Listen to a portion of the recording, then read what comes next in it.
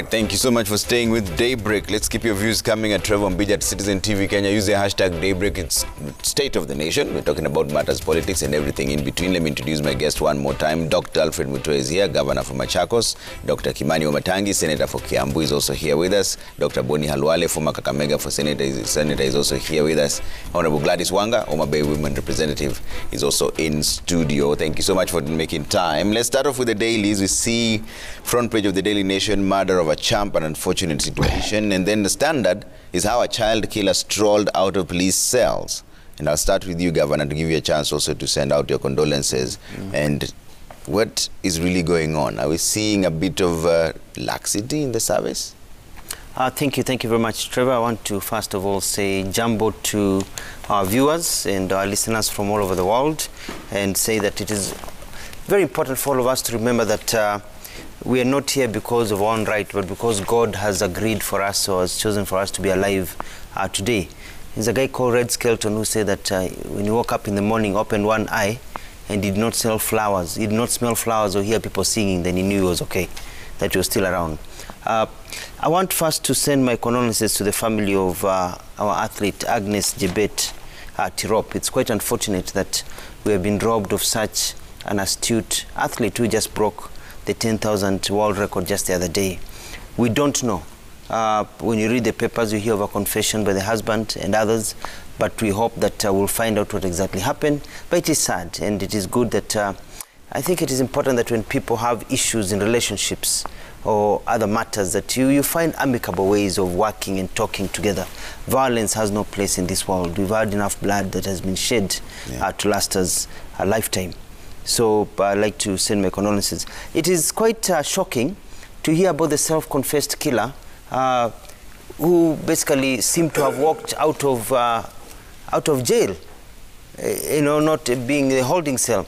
Yeah. How do you lose a person who is a confessed killer of children in this country as a police outfit? I think heads will need to roll. There needs to be clear investigation. We know that people can be compromised, but when I look at this person's history and links, I don't think he's in a position to have enough money to compromise the police. So this, to me, smacks of laxity, smacks of procedures that are not followed properly. You need to have systems. Yeah. Who comes in, who goes out, otherwise. I don't know, come on, we've been arrested. If you are arrested, Halali will tell you, Dr. Halali, that unaacha kiatu moja nje, unaenda na ingine ndani. Ndio usitoroke. Unaelewa? Unaacha mshipi nje, ndio usinyongwe. We used to get harassed during those days when we used to say, Moya ende, let's have a new, we say there's a Moya. But you find that it is quite shocking how somebody, such a killer, would walk out. I think, and I suspect, and this usually happens, when you've been held in jail for a long time, or in remand for a long time, they get comfortable with you. When unapewa kazi ya kwenda kutupa takataka, unaambiwa ukafagie pale nje, ukafanye hivi. So those they get comfortable with you because of those. Yeah. That goes back to our judicial system. Where we say that we need people to be prosecuted quickly. Once you've been arrested, once you've been charged, let the case proceed as quickly as possible. Yeah. So that you don't have to keep on staying in police remand for a long time, because that opens up to all these kind of opportunities. Okay. Dr. Halwale, what do you make of the headlines today?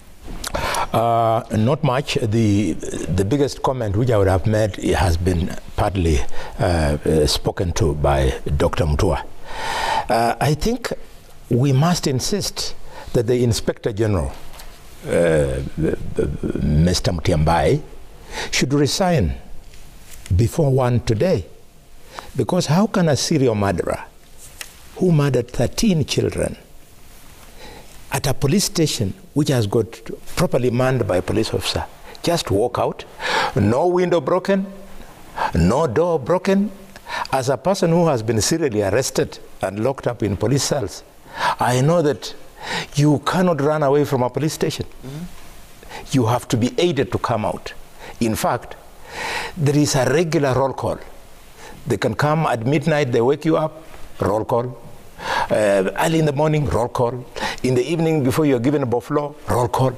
So how did this young man run away? Yeah. He paid for it. His relatives must have paid for it and aided him to leave. Okay. Mutiambai must resign. Today, before 1 o'clock. Right, Honorable Wanga.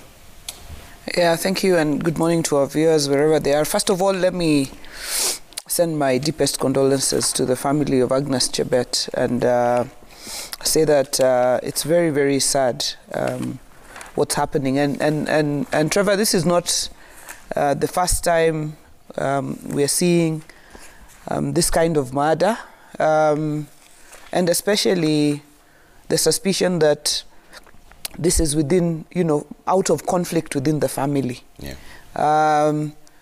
So as Governor Mutua said, people must speak out and people must look for other options. I think my party leader once said, you don't have to stay there if it's not working.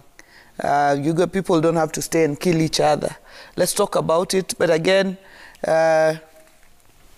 let's know that it doesn't have to result, things don't have to result in murder. But I think investigations are ongoing and we will know what happened. But pole sana to the family of Agnes Tirop. This is a young athlete who was, just starting to do well. So my deepest condolences there. On the issue of Marston, who has gotten away, I have seen that DCI Bwana Kinoti has already detained the 3 officers who were on duty when Marston disappeared. So we must see that, tightening up. I think something must be done, but I'm happy that at least the officers who are there have already been detained for questioning as to where this guy could have disappeared to. But this kind of carelessness, again, is unacceptable. All right. Mumatangi? Yeah, thank you, Trevor. And once more, so let me express my very sincere and deep condolences to the family, friends and fraternity, the sporting fraternity, because of the murder of this young lady. And Trevor, it is evident that domestic violence now is on the rise, or rather it has been consistently on the rise. I was just thinking when I heard about Tirop, remember even the murders, and this is probably what we would need to be asking, what's happening to resolution of some of these murders and disputes? Remember, how long ago did Wanjiru die in Nyahururu, the sporting legend then, who had also broken world records? And up to today, I still see in the newspapers images of their family in a Nakuru court. And I don't think I've ever had any pronouncement that either a culprit has been nailed and convicted. Yeah. And if then this follows, it is very sad.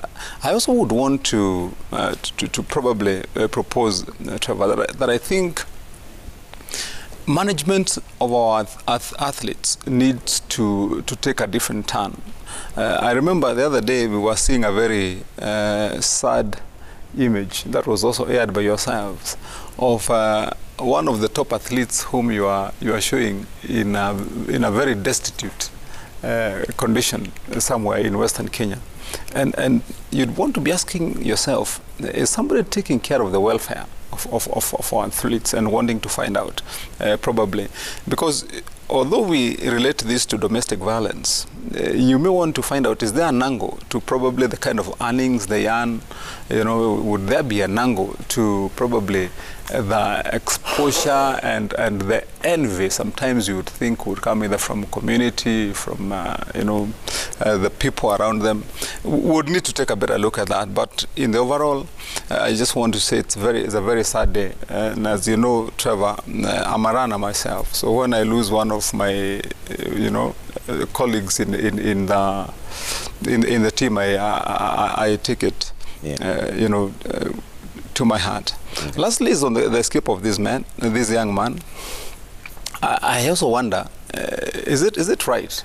And this would be asking our judiciary, even as we point fingers at the police. If somebody was arrested last year, does it make sense that, knowing the kind of security that we have in our police stations. Because no matter what kind of control we have at police stations, Trevor, it is important for people to understand that the confinement that is intended in law in a police station and as envisaged in our constitution is very minimal. It's temporary. It's just for a short period. It's a holding area. It's not a detention, center or place that is intended for long-term detention.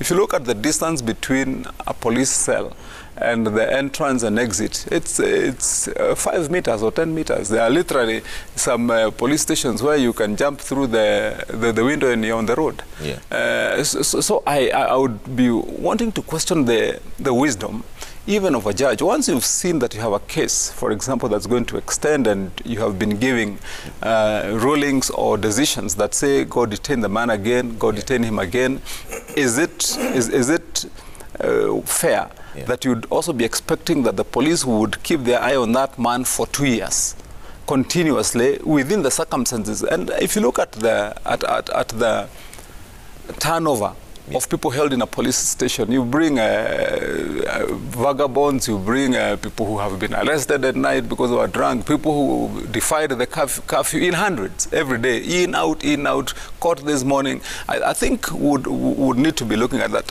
Having a murderer like this young man here out on the loose is sending shrills and chills down the spine of parents, because this guy terrorized and killed children all around. And you remember how you serialized those cases. So it is unbelievable that even the court itself thought that a murderer of that magnitude should be held in a police station on Johor Road for that period. And that does not mean that the police should not have done a better job. Okello Mwalimu summarizes this. He says it's only in Kenya where a self-confessed serial killer can escape from police cells, while those arrested for fictitious allegations are closely monitored in the same cells.